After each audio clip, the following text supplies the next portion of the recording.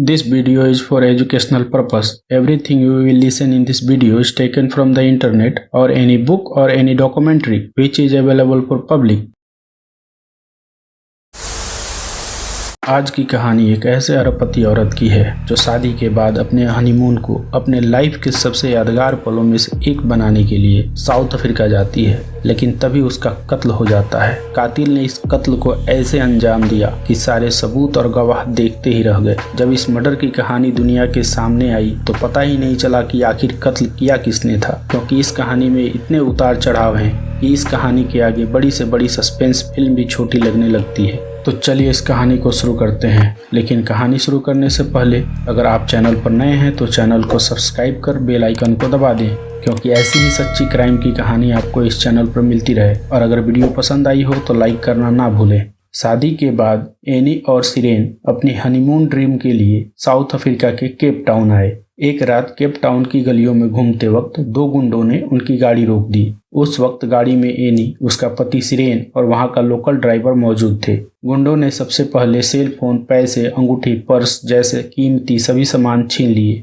और एक मोड़ पर ड्राइवर और एनी के पति सिरेन को गाड़ी से बाहर निकाल दिया। वैसे गुंडों ने एनी को भी आगे जाकर छोड़ने को कहा और गाड़ी लेकर वहां से भाग गए। इसके बाद सिरेन आसपास के लोगों से मदद मांगी। तभी वहां के एक लोकल शख्स ने सिरेन की मदद की और पुलिस को कॉल किया। उसके बाद काफी खोजबीन करने के बाद भी पुलिस एनी का पता नहीं लगा पाई। अगले दिन खायलीजा नाम की बस्ती से पुलिस को एनी की लाश एक लवारिस गाड़ी की पिछली सीट पर मिली, जिसको 3 गोली मारी गई थी, एक हाथ पर, दूसरी छाती पर और तीसरी गर्दन पर। देखते ही देखते ये न्यूज आग की तरह सारी दुनिया में फैल गई। केप टाउन के उस इलाके में अक्सर ऐसी घटनाएं होती थीं, लेकिन एक टूरिस्ट के साथ ऐसा पहली बार हुआ था। आखिर क्यों किया उन गुंडों ने ऐसा? इस सवाल ने सारे साउथ अफ्रीका, स्वीडन, इंग्लैंड और इंडिया को झकझोर कर रख दिया था। एनी एक अरबपति परिवार से थी। उन गुंडों को उसका परिवार मुंहमांगी कीमत दे सकता था। ये मामला जितना सीधा दिख रहा था उतना था नहीं। तो चलिए अब इस कहानी को शुरू से शुरू करते हैं, क्योंकि कुछ सवालों के जवाब अतीत में ही मिलते हैं। 70 के दशक में युगांडा के तानाशाह ईदी अमीन ने आर्थिक युद्ध का ऐलान कर दिया। एशिया और यूरोप के लोगों के संपत्ति पर कब्जा जमाना शुरू किया। उस वक्त युगांडा में एशिया और यूरोप के लोग बड़े बड़े उद्योगपति हुआ करते थे, लेकिन अचानक आई इस आपदा में उन्हें सब कुछ छोड़कर रातों रात वहां से भागना पड़ा और ब्रिटेन, अफ्रीका, कनाडा, स्वीडन जैसे देशों में आकर वो बस गए। इस पलायन में हिंडोचा परिवार भी शामिल था, जो स्वीडन के मेरिस्टेड में आकर बस गया और अपने मेहनत के बलबूते फिर से कामयाबी हासिल की। इस तरह हिंडोचा परिवार स्वीडन में एक जानी मानी अरबपति बिजनेसमैन बन गया। इसी हिंदोजा परिवार में 12 मार्च 1982 को स्वीडन के मेरिस्टेड में एनी का जन्म हुआ था। एनी के पिता विनोद हिंदोजा और मां नीलम हिंदोजा थे। एनी बचपन से ही एक खुशमिजाज एवं हमेशा मुस्कुराने वाली लड़की थी। वक्त बीतने के साथ साथ जब एनी बड़ी हुई तो उसने इनोवेशन इंजीनियरिंग में डिग्री हासिल की और स्टॉकहोम, स्वीडन में एरिक्सन नाम की मल्टीनेशनल कंपनी में जॉब करने लगी। भले ही एनी स्वीडन में पली बड़ी थी, लेकिन उसका सपना था कि उसका लाइफ पार्टनर एक इंडियन हो, जो इंडियन कल्चर को जानता हो। आखिरकार एक दिन उसका ये सपना सच हुआ। काम के सिलसिले में एनी का अक्सर लंदन आना जाना लगा रहता था। इसी बीच 2008 में एक कॉमन फ्रेंड के जरिए उसकी मुलाकात सिरेन दीवानी से हुई। हिंदोजा फैमिली की तरह सिरेन की फैमिली भी भारत छोड़कर ब्रिटेन शिफ्ट हुई थी। ब्रिटेन में देवानी फैमिली का बड़ा बिजनेस था और वहां के चुनिंदा अरबपतियों में से एक थे। सिरेन हैंडसम होने के साथ साथ अपना फैमिली बिजनेस संभाल रहा था। शुरुआत में एनी और सिरेन दोस्त बने और बाद में दोनों को एक दूसरे से प्यार हो गया। 1 साल के रिलेशनशिप के बाद आखिरकार उन्होंने शादी करने का फैसला लिया और फिर उन्होंने घर वालों से बात की। घर वालों के पास भी उन्हें मना करने की कोई वजह नहीं थी। इस रिश्ते से दोनों का परिवार बहुत खुश था और दोनों परिवार के तरफ से इस रिश्ते को मंजूरी मिल गई। इसके बाद एनी भी स्वीडन से ब्रिटेन शिफ्ट हो गई। फिर जैसा कि दोनों का परिवार इस रिश्ते को मंजूरी दे चुका था, तो मई 2010 में एनी और सिरेन की एंगेजमेंट हो गई। अब सिरेन और एनी काफी वक्त साथ साथ बिताने लगे। सिरेन और एनी एक दूसरे से बहुत प्यार करते थे। एंगेजमेंट के लगभग 5 महीने बाद यानी 29 अक्टूबर 2010 को एनी और सिरेन दीवानी की शादी मुंबई के लेक पवई के एक होटल में बड़ी धूमधाम के साथ शाही अंदाज में हो गई। और अब इसके आगे की कहानी तो आपको पता ही है कि सिरेन और एनी जब हनीमून मनाने साउथ अफ्रीका के केप टाउन आए तो उनकी गाड़ी का कुछ गुंडों ने किडनैप कर लिया। फिर उन्होंने पहले ड्राइवर को गाड़ी से उतारा, फिर कुछ दूर जाने पर सिरेन को भी उतार दिया और आगे जाने के बाद एनी को भी छोड़ने का दावा किया था। लेकिन अगले दिन उसकी लाश एक लवारिस गाड़ी की पिछली सीट पर मिली जिसे 3 गोली मारी गई थी। अब जब पुलिस ने तहकीकात शुरू की तो एक एक करके सारे गहरे काले राज खुलते गए। उस रात जब गुंडे एनी को ले गए तो सिरेन ने वहां की लोकल लोगों की मदद से पुलिस बुलाई। पुलिस करीब 12 बजे घटनास्थल पर पहुंची। कुछ जांच पड़ताल के बाद लगभग 12:48 पर पुलिस सिरेन को लेकर केप ग्रेस होटल पहुंची जहां एनी और सिरेन रुके हुए थे। वहां पहुंचने के बाद सबसे पहले उन्होंने होटल में मौजूद रिसेप्शन पर बात की। तब पता चला कि एनी होटल लौटी ही नहीं। काफी समय हो चुका था और इसका मतलब साफ था कि उन गुंडों ने उसे अब तक छोड़ा ही नहीं था। होटल के कमरे में पहुंचने के बाद सिरेन ने एनी के पिता विनोद हिंदोजा को कॉल कर एनी की गुमशुदगी की जानकारी दी। ये बात सुनने के बाद एनी के पिता सदमे में आ गए। वैसे उन्हें पता था कि साउथ अफ्रीका में अक्सर फिरौती के लिए किडनैपिंग होती है और चाहे जितने पैसे देने पड़े वो हर हाल में अपनी बेटी को सुरक्षित वापस लाना चाहते थे। उसके बाद उन्होंने केप टाउन जाने का फैसला लिया और वो तुरंत एयरपोर्ट के लिए निकल पड़े।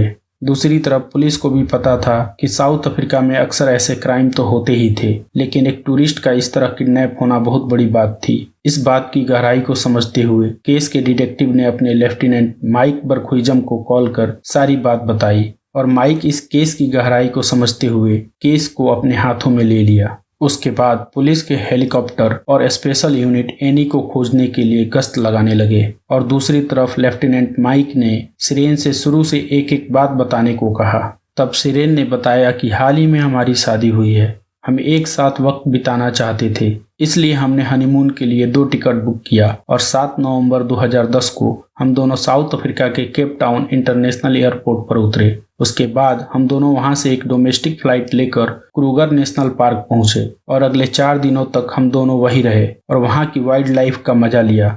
फिर 12 नवंबर 2010 को हम दोनों फिर से वापस केप टाउन इंटरनेशनल एयरपोर्ट पर पहुंचे। उसके बाद वहां से हमने एक टैक्सी की और अपने होटल केप ग्रेस पहुंचे। उसके बाद पूरा दिन हम दोनों होटल के कमरे में ही रहे, सिर्फ रात को डिनर के लिए बाहर निकले और अगले दिन यानी 13 नवंबर 2010 को भी हम दोनों पूरा दिन होटल में ही रहे। फिर शाम में हमने कहीं बाहर घूमने का प्लान किया। फिर हम दोनों के तैयार होने के बाद मैंने उसी ड्राइवर को कॉल किया जो हमें केप टाउन एयरपोर्ट पर मिला था। फिर हम दोनों होटल के बार में पहुंचे और थोड़ा ड्रिंक किया, कुछ फोटोज भी खींचे और ड्राइवर जोला टांगो का वेट करने लगे। उतने में करीब रात 8 बजे के आसपास जोला अपनी टैक्सी लेकर होटल पहुंचा। मैं और एनी रात में केप टाउन का नज़ारा देखना चाहते थे, इसलिए कुछ देर जोला की गाड़ी में घूमने के बाद हमने ड्राइवर जोला से कहा कि हम सुशी खाना चाहते हैं। तब जोला ने कहा शहर के बाहर एस्ट्रेल एरिया में बहुत सारे रेस्टोरेंट हैं जहां बहुत सी अच्छी जगह मिलेंगी। फिर हम वहां के लिए निकल पड़े। ड्राइवर जोला हमें सर्फ साइड रेस्टोरेंट ले गया जहां बहुत ही अजीब माहौल था, बहुत शांति थी और बहुत से बुजुर्ग लोग बैठे थे।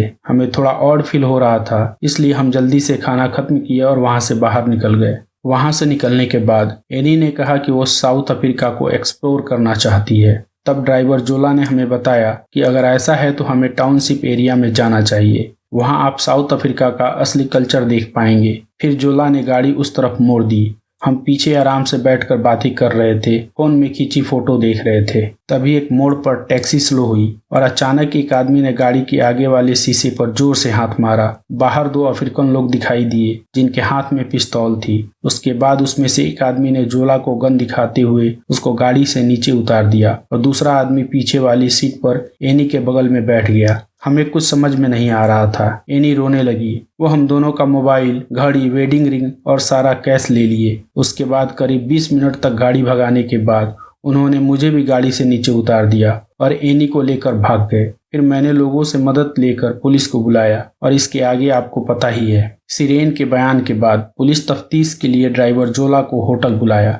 जोला ने भी पुलिस को वही सब बताया जो सिरेन ने बताया। एनी और सिरेन के साथ जो हुआ वो पुलिस के लिए नया नहीं था। अक्सर छोटे मोटे गुंडे गाड़ियों का किडनैपिंग कर लोगों के कीमती सामान लूट लेते और लोगों को किसी सुनसान जगह पर छोड़ देते ताकि उन्हें गाड़ी लेकर भागने के लिए ज्यादा समय मिल सके। लेकिन अब सुबह होने वाला था पर एनी का कोई पता नहीं चला।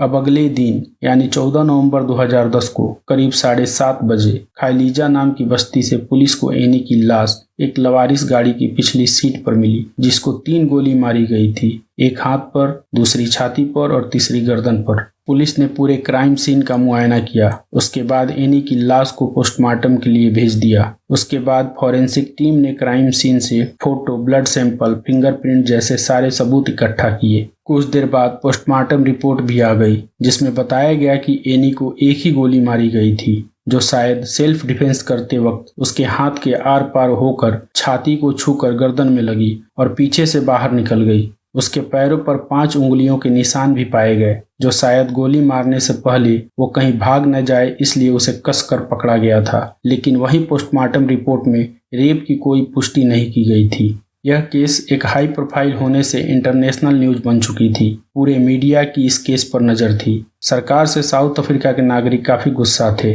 जिसकी वजह से पुलिस पर दबाव बढ़ते जा रहा था। पुलिस ने पूरी ताकत से छानबीन शुरू कर दी। पुलिस को सिरेन और जोला के बयान से कुछ खास जानकारी नहीं मिली, इसलिए पुलिस एक ठोस सबूत की फिराक में थी। 2 दिन बाद यानी 15 नवंबर 2010 को इस केस के फॉरेंसिक टीम को एक बड़ी कामयाबी मिली। उन्हें जोला टैंगो की गाड़ी के आगे वाले शीशे पर एक पंजे के निशान मिला, जो कि तब का था जब उन किडनैपरों ने गाड़ी को रोकने के लिए शीशे पर जोर से हाथ मारा था। उस हाथ के निशान को जब पुलिस रिकॉर्ड से मैच किया गया तो वो निशान एक आदमी से मैच हो गया और उसका नाम था जोलिले मैंगनी। जोलिले मैंगनी एक छोटा मोटा क्रिमिनल था जो छोटी मोटी चोरियां किया करता था। ये जानकारी मिलने के बाद पुलिस ने फौरन उसे ढूंढने के लिए एक ऑपरेशन चलाया और अगले ही दिन यानी 16 नवंबर 2010 को खायलीजा की बस्ती से उसे गिरफ्तार कर लिया गया। उसके बाद उससे पूछताछ किया गया तो उसने बताया कि मेरे साथ एक और आदमी था जिसका नाम माजिवामा डोडा क्वाबे है। हम दोनों ने उस रात गाड़ी रोकी थी। गाड़ी के पीछे 2 गोरे लोग बैठे थे, जिसमें से एक लड़का था और एक लड़की। वो बता रहे थे कि वो हनीमून के लिए यहाँ आए हैं। उसके बाद हमने गाड़ी के ड्राइवर को गाड़ी से नीचे उतार दिया। फिर कुछ दूर जाने के बाद हमने उस गोरे लड़के को भी गाड़ी से नीचे उतार दिया। उस गोरे लड़के को गाड़ी से उतारने के बाद उसकी बीवी बहुत रोने लगी। तब क्वाबे ने गाड़ी रोकी और उस लड़की का पर्स छीनने लगा। तभी गोली चली और वो लड़की मर गई। इधर सारे कानूनी प्रक्रिया पूरी होने के बाद 16 नवंबर 2010 को एनी की बॉडी उसके परिवार को सौंप दी गई और उसके बाद श्रियन दीवानी और विनोद हिंदोजा उसी रात एक प्राइवेट प्लेन से एनी की बॉडी को लेकर इंग्लैंड के लिए रवाना हो गए। इधर मैंगनी के बयान के आधार पर पुलिस उसके पार्टनर क्वाबे की खोज शुरू की। तभी एक मुखबिर के जरिए क्वाबे के लोकेशन के बारे में पता चला और फिर पुलिस ने उसे अगले ही दिन यानी 17 नवंबर 2010 की रात करीब 1 बजे गिरफ्तार कर लिया और पूछताछ किया तो उसने बताया कि वो उस रात टैक्सी को किडनैप करने में शामिल था, लेकिन उसने गोली नहीं चलाई थी। उसके बाद उसने बताया कि यह पूरा प्लान मोंडे अम्बुलम्बो का था। क्वाबे के इस बयान के बाद पुलिस मोंडे को उसी सुबह यानी 18 नवंबर 2010 को उसके घर से गिरफ्तार कर लिया। मोंडे केप टाउन के कोलोसियम होटल में एक रिसेप्शनिस्ट के तौर पर काम करता था और पुलिस के पास उसका अब तक का कोई क्रिमिनल रिकॉर्ड नहीं था। तो जब पुलिस ने मोंडे से पूछताछ किया तो उसने बताया कि उसका इस मर्डर में कोई हाथ नहीं है। उसने तो सिर्फ जोला की क्वाबे से फोन पर बात कराई थी।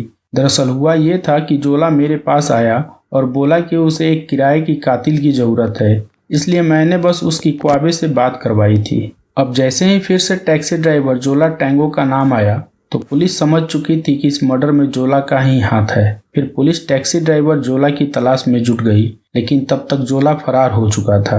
2 दिन बाद यानी 20 नवंबर 2010 को टैक्सी ड्राइवर जोला टैंगो अपने वकील के साथ खुद ही पुलिस स्टेशन पहुंच गया और सरेंडर कर दिया। फिर पुलिस जोला टैंगो के वकील से कहती है कि अगर वो इस केस में मदद करेगा और सरकारी गवाह बन जाएगा तो उसे कम सजा होगी। तो फिर जोला टैंगो पुलिस को पूरी बात बताने के लिए राजी हो जाता है। उसके बाद वो पूरी कहानी बताता है। वो कहता है कि यह अचानक से हुई घटना नहीं थी, बल्कि प्री प्लान मर्डर था और एनी को मारने की सुपारी उसका पति श्रियन दीवानी ने ही दी थी। दरअसल हुआ ये था कि मैं 12 नवंबर 2010 को केप टाउन एयरपोर्ट पर पैसेंजर की तलाश में था तो उसे श्रेयन दीवानी मिला, जो कि अपनी बीवी एनी के साथ था। उसके बाद श्रेयन उसे केप ग्रेस होटल छोड़ने को कहा। फिर मैंने उन दोनों को लेकर करीब 5:13 पर केप ग्रेस होटल पहुंचा।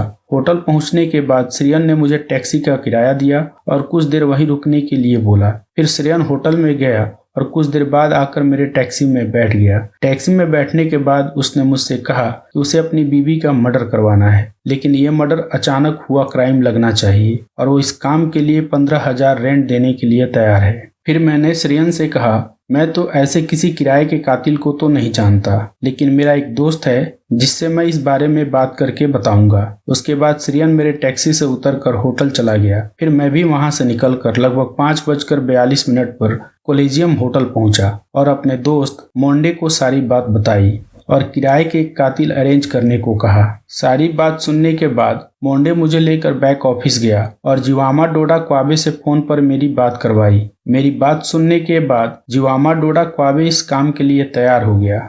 अगले दिन 13 नवंबर 2010 के दिन श्रेयन दीवानी ने मुझे फोन किया और इस काम के बदले डॉलर देने की बात कही, क्योंकि उसके पास डॉलर था, लेकिन मैंने डॉलर लेने से मना कर दिया और अफ्रीकन रुपया रेंट देने को कहा। इस बात पर उसने डॉलर एक्सचेंज करवाने के लिए कहा। फिर मैं अपनी टैक्सी लेकर केप ग्रेस होटल पहुंचा और सिरेन को लेकर गोल्डन टच ज्वेलर के पास गया और वहां सिरेन दीवानी $1500 को 10,200 रेंट में एक्सचेंज किया। फिर मैंने उसको होटल केप ग्रेस छोड़ दिया। होटल से ज्वेलर के पास जाने और आने के दौरान सिरेन ने मुझे पूरा प्लान बताया और फिर प्लान के मुताबिक जिस रात एनी का मर्डर हुआ उस दिन मैंने दोनों को लेकर अपनी टैक्सी में आगे बढ़ा और इसी दौरान मैंने सिरेन को एक मैसेज भी किया और उस मैसेज में लिखा कि सर फीस देना मत भूलना। इस मैसेज की रिप्लाई में सिरेन ने भी एक मैसेज किया जिसमें उसने लिखा था कि एडवांस आगे के सीट के बैक पॉकेट में रखी है। फिर मैं सिरेन और एनी को लेकर उस जगह पहुंचा जहां पहले से ही क्वाबे और मैंगनी तैयार खड़े थे। एनी का मर्डर होने के बाद यानी 16 नवंबर 2010 को बाकी का पैसा लेने के लिए मैं केप ग्रेस होटल पहुंचा, जहां मैंने एनी के पिता को भी देखा। फिर सिरेन ने मुझे बाकी का पैसा दिया और मैं वहां से चला गया। ड्राइवर जोला टैंगो के बयान के बाद पुलिस ने सारे कॉल डिटेल्स और केप ग्रेस होटल के सारे नए और पुराने सीसीटीवी फुटेज निकलवाए। वो सारे जोला के बयान से मैच कर रहे थे। अब पुलिस के पास काफी सबूत और गवाह थे, जिसके आधार पर पुलिस सिरेन पर मुकदमा चला सकती थी। मीडिया में ये बात फैल गई और जाहिर है सिरेन तक भी ये खबर पहुंच गई थी। सिरेन एनी के अंतिम संस्कार के लिए यूके गया था और अब उसने अफ्रीकन पुलिस और मीडिया से बात करना अचानक बंद कर दिया। पुलिस ने सिरेन पर कार्यवाही करने से पहले एनी के माता पिता की अनुमति ली। उसके बाद जोला को कोर्ट में पेश किया गया, जहां मीडिया और अनगिनत लोगों के सामने जोला ने अपनी गवाही दी। कोर्ट ने जोला को 18 साल की सजा सुनाई। इसी बीच द सन के जर्नलिस्ट निक पार्कर को एक गुमनाम कॉल आया, जिसमें उनको बताया गया कि उसके पास सिरेन के बारे में कुछ जरूरी जानकारी है और फिर उसने निक को मिलने के लिए बुलाया। उसके बाद बुलाए गए पते पर निक पार्कर उस आदमी से मिलने के लिए गए। उस आदमी का नाम था लियो लाइजर और वह एक मेल प्रोस्टिट्यूट था। वो गे लोगों से पैसे लेकर प्लेजर प्रोवाइड कराता था। उसने बताया कि सिरेन दीवानी एक गे है और इस काम के लिए सिरेन उसे अच्छे खासे पैसे भी देता था और उन पैसों के लेन देन की डिटेल भी दिखाई। उसके बाद उसने गेदर जैसे डेटिंग मोबाइल एप्लीकेशन पर सिरेन की प्रोफाइल भी दिखाई। ये जानकारी मिलने के बाद निक पार्कर ने द सन के फर्स्ट पेज पर सारी दुनिया के सामने ये बात रख दी कि सिरेन दीवानी एक गे है। जैसे ही ये खबर दुनिया के सामने आई तो बवाल मच गया।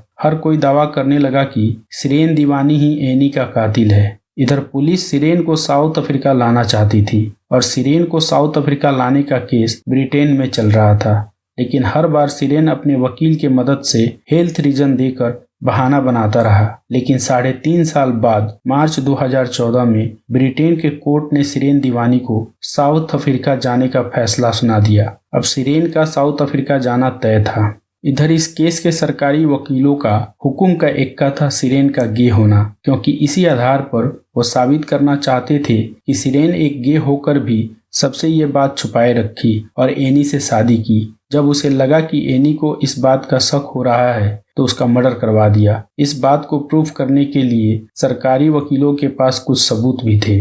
अब 6 अक्टूबर 2014 को सिरेन को साउथ अफ्रीका के कोर्ट में पेश किया गया और कोर्ट की कार्यवाही शुरू की गई। उसके बाद सरकारी वकीलों ने कोर्ट के सामने एक एक सबूत जैसे कॉल डिटेल्स, सीसीटीवी फुटेज वगैरह खोलना शुरू किया और साथ ही मर्डर का मोटिव साबित करते हुए कहा कि सिरेन एक गे है और ये जानते हुए भी उसने एनी से शादी की, और जब उसको लगा कि उसका सच एनी के सामने आ जाएगा तब उसने एनी का कत्ल करा दिया। इस बात पर सिरेन के वकील ने कोर्ट से कहा कि सिरेन अभी इस बात पर बात करने के लिए असहज हैं, इसलिए उन्होंने एक पेज पर कुछ लिख कर दिया है जिसे मैं कोर्ट को पढ़कर सुनाना चाहूंगा। फिर सिरेन के वकील ने उस पेज को पढ़ना शुरू किया जिसमें लिखा था, मैं सिरेन दीवानी ये बताना चाहता हूँ कि मैं गे नहीं हूँ। मैं अपने आप को बाइसेक्सुअल मानता हूँ। मैंने जिंदगी में आदमी और औरत दोनों के साथ शारीरिक संबंध रखे हैं। मैंने किसी को फंसाया नहीं है। मैं आदमियों से इंटरनेट द्वारा या क्लब में मिला था। मैं जिन मर्दों के साथ सेक्स किया था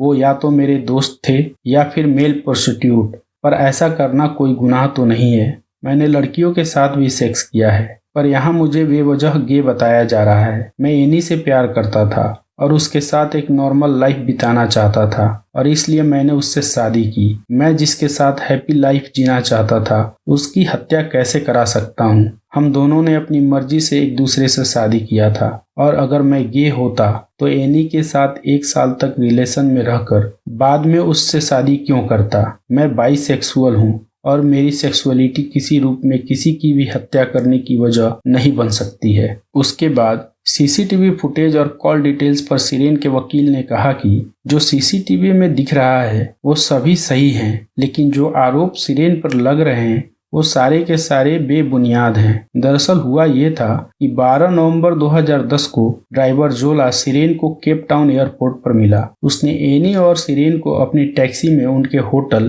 केप ग्रेस छोड़ा। सिरेन अपनी पत्नी एनी को सरप्राइज देना चाहता था, इसलिए सिरेन ने एनी को होटल के अंदर भेजा और चेक इन करने के बाद जोला के टैक्सी में आकर बैठा और अपने सरप्राइज प्लान के बारे में जोला से डिस्कस करने लगा। सिरेन को एनी के लिए एक प्राइवेट हेलीकॉप्टर बुक करना था ताकि वो एनी को ऊंचाई से इस शहर की खूबसूरती का नजारा दिखा सके। जोला हेलीकॉप्टर अरेंज करने के लिए हाँ कहा और वहां से चला गया। हेलीकॉप्टर 15,000 रेंड में बुक करने की बात हुई थी। उसके बाद जिस दिन एनी की हत्या हुई यानी 13 नवंबर 2010 की रात, जब जोला की गाड़ी में सिरेन और एनी बाहर घूमने जा रहे थे, उसी दौरान जोला ने सिरेन को फीस के लिए मैसेज किया और सिरेन ने फीस के बारे में जोला को मैसेज किया था कि एडवांस 10,000 रेंड गाड़ी के सीट के बैक पॉकेट में रखा है। वो पैसे हेलीकॉप्टर बुक करने के ही थे। अब रही बात हत्या के दूसरे दिन जोला के होटल आने की, तो जोला काफी दिनों से एनी और सिरेन को केप टाउन घुमा रहा था। उसके पैसे देने बाकी थे और अब उसकी गाड़ी भी पुलिस ने जब्त कर लिए थे, तो सिरेन ने उसके सारे किराए के पैसे उस दिन जोला को दे दिए। इसमें गलत तो कुछ भी नहीं था। इस दलील के बाद सिरेन के वकील ने सारे सबूतों को बेबुनियाद कर दिया था,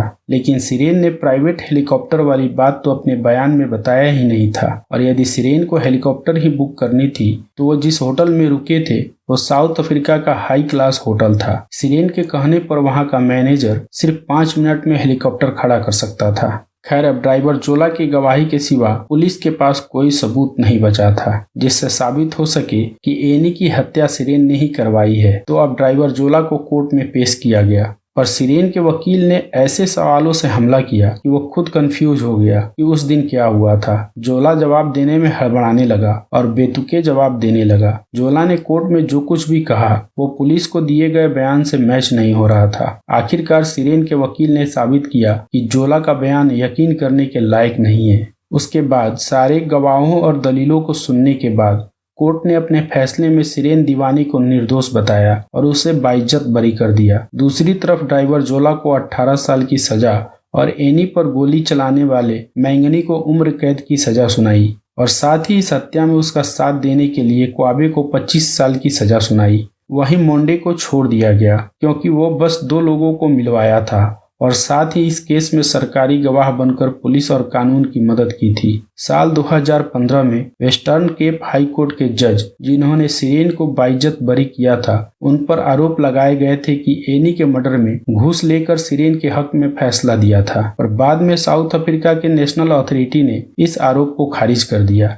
इस केस में कोर्ट ने सिरेन दीवानी को बाइज्जत बरी तो कर दिया, लेकिन कुछ ऐसे सवाल हैं जो आज भी कोर्ट के फैसले पर शक पैदा करते हैं। जैसे सिरेन अपने बयान में हेलीकॉप्टर वाली बात पुलिस को क्यों नहीं बताई, उसने हेलीकॉप्टर का इंतजाम जोला से क्यों करवाया, जबकि जिस होटल में वो रुका था वो होटल बस चंद मिनटों में ही हेलीकॉप्टर का इंतजाम करवा सकता था। सिरेन अगर बाइसेक्सुअल था और उसे मर्दों से संबंध बनाना पसंद था, तो ये बात उसने शादी से पहले क्यों नहीं बताई और उसने एनी से शादी ही क्यों की। तो कुल मिलाकर आज भी एक राज है कि एनी की हत्या किसके कहने पर हुई थी। आपको क्या लगता है कौन होगा एनी का कातिल? हमें कमेंट करके बताएं और ऐसे ही ढेर सारी रियल क्राइम की कहानी सुनने के लिए हमारे चैनल को सब्सक्राइब कर बेल आइकन को दबा दें। तो दोस्तों, ये तो थी आज की कहानी। फिर हम मिलेंगे एक नई कहानी के साथ। तब तक आप अपना और अपनों का ख्याल रखें। Thank you so much.